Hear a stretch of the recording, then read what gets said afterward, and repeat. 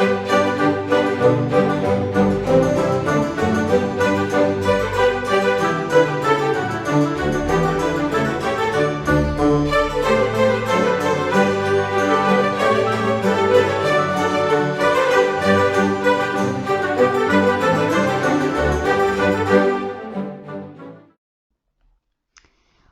a todos y bienvenidos otra vez a la iconografía Mola. Aquí estamos Pigasus y yo, que hemos estado toda la semana pensando de qué hablaros y al final, entre la falta de tiempo que tenemos y que se nos ocurrían muchas cosas, para ser un poco ordenados y dado que estábamos hablando de Zeus y su entorno más próximo, al final hemos decidido hablaros de uno de sus dos hermanos varones, en concreto de Hades o Plutón, que junto con Poseidón cierran la terna de los que se van a enfrentar a su padre Saturno y lo acabarán derrocando, convirtiéndose en la primera generación masculina de dioses olímpicos. ¿Quién es Hades o Plutón? ¿O a qué dedica el tiempo libre? ¿O en general a qué dedica toda su vida? Pues es el señor del inframundo o también de los infiernos, que es como normalmente se hace referencia a él. Pero esto hay que entenderlo bien, porque lo que cristianamente, tradicionalmente, por nuestra formación e información, nosotros hemos entendido y conocemos como infiernos, es algo malo y completamente negativo. Es a donde van todos los que llevan una mala vida, que esto suena fatal, pero es lo que hay, pecaminosa e incorrecta en cuanto a su comportamiento y donde por la eternidad lo van a pasar fatalísimamente mal. Pero en el mundo mitológico esto no funciona exactamente aquí. Todo el mundo que muere va al inframundo, a los infiernos, pero eso no es estrictamente negativo. Los buenos, por decirlo de alguna manera, van a la parte positiva del Hades y los malos, de nuevo, por decirlo de alguna manera, irían a la parte negativa del mismo. ¿Y cómo se conocen estas partes en las cuales también, evidentemente, y en las dos gobierna y reina el señor del inframundo o el señor de los infiernos, que es Hades o Plutón?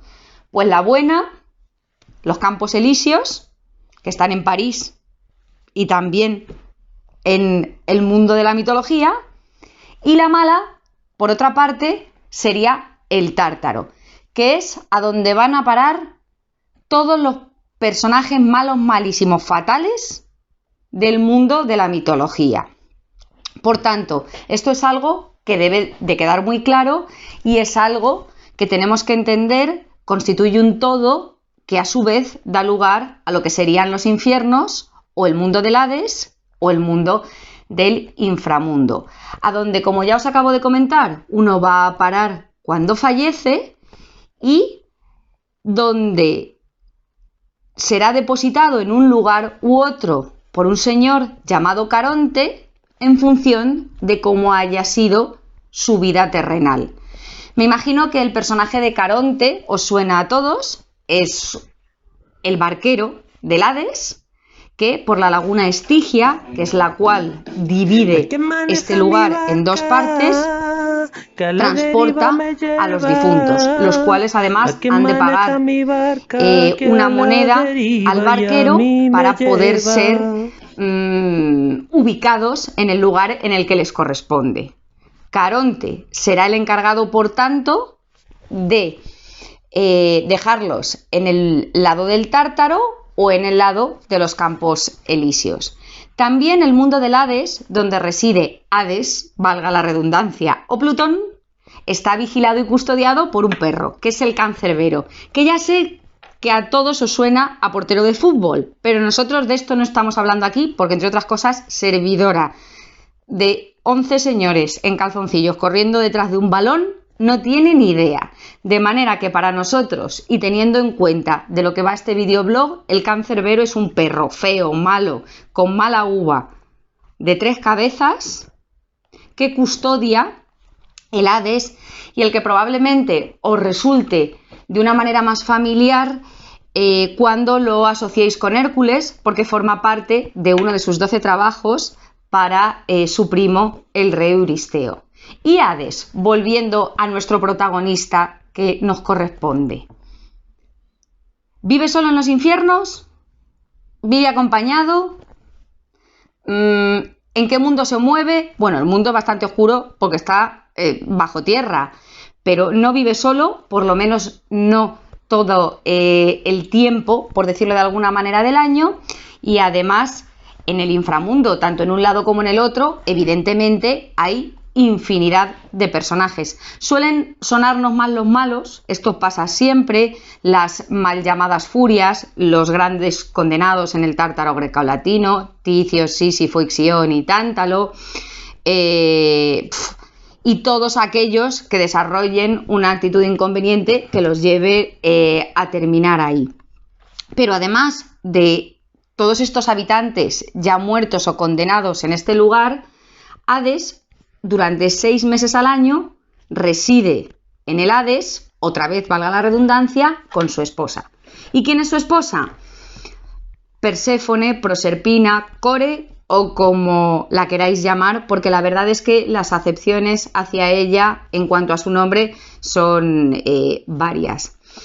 ¿De dónde se saca a la mujer? Un señor que vive en el inframundo, porque como podréis entender, ligar aquí es cuanto menos difícil, porque además todos están muertos y él es un dios, y casarse con un muerto es cuanto menos raro. Bueno, pues la verdad es que se lo monta fatal. Hades conoce a su esposa un día que la ve junto a su madre, Deméter o Ceres, que por otra parte es además su hermana. La ve, como ya os comento, cogiendo flores en el campo. Y entonces, ¿qué se le ocurre como gran idea? Pues una de carácter unilateral. La rapta y se la lleva consigo al inframundo, lo que provoca poco menos que una catástrofe familiar, mundial y olímpica.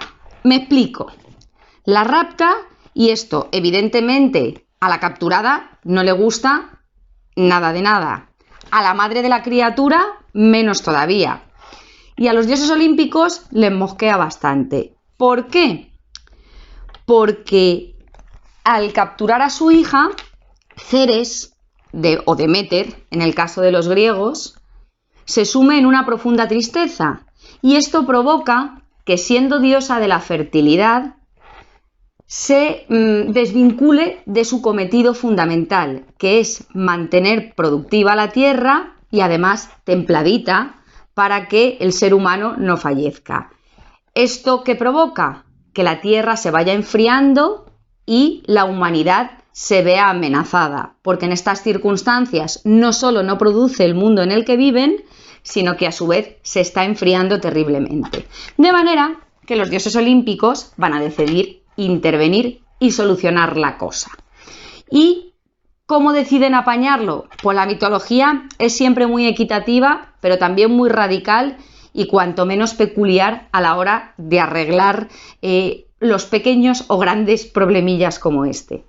Pues bueno, lo que hacen es dividir el tiempo del año que la raptada, es decir, Perséfone o Proserpina, va a pasar con su madre, Deméter o Ceres, y con quien se convertirá en su esposo por la fuerza, Hades o Plutón. 6 meses con cada uno. ¿Esto qué va a provocar a su vez?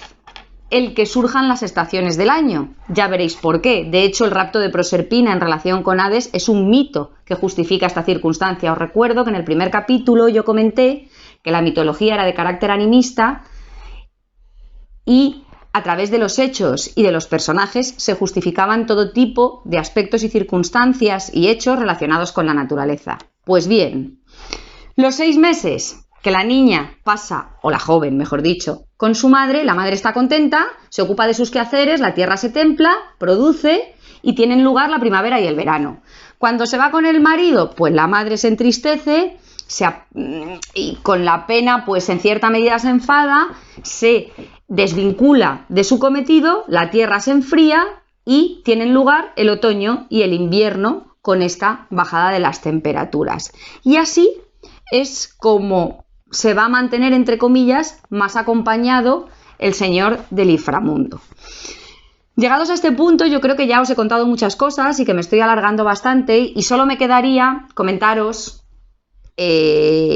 cómo habitualmente os podéis encontrar representados a nuestro personaje, porque a fin de cuentas esto es la iconografía mola.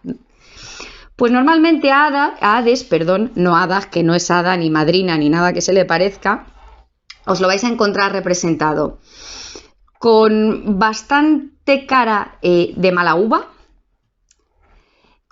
acompañado por el cancerbero, que es el perro de las tres cabezas que vigila el inframundo, y si no es en una escultura y es en una pintura, seguramente por más elementos, como son su forzada esposa Perséfone o Proserpina, el hecho del rapto donde aparece además la madre, Deméter o Ceres, y acompañado también por un carro que suele estar tirado por caballos y en el que aparece fuego detrás, un tanto siniestro, que de alguna manera se asocia con el mundo de los infiernos. Dicho esto, por tanto, yo creo y espero que así os resulte más fácil reconocerlo y ya pues con esto acabo. No quiero que le cojáis manía a este señor, pero desde luego, por de lo que es Dios y por su comportamiento cuanto menos poco gentil, vamos a dejarlo ahí, pues desde luego no es un modelo a seguir. Y nada, ya nos despedimos. Pigasus y yo os damos de nuevo muchísimas gracias por visitar nuestro videoblog y os emplazamos para la próxima presentación.